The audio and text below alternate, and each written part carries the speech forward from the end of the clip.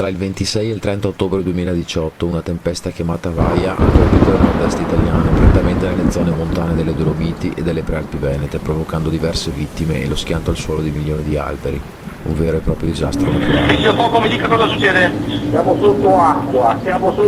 Ti stanno salendo le spute addosso. Sto cercando di salire per andare a Santa Caterina. Alberi ovunque in mezzo alla strada. Ci siamo senza pesce.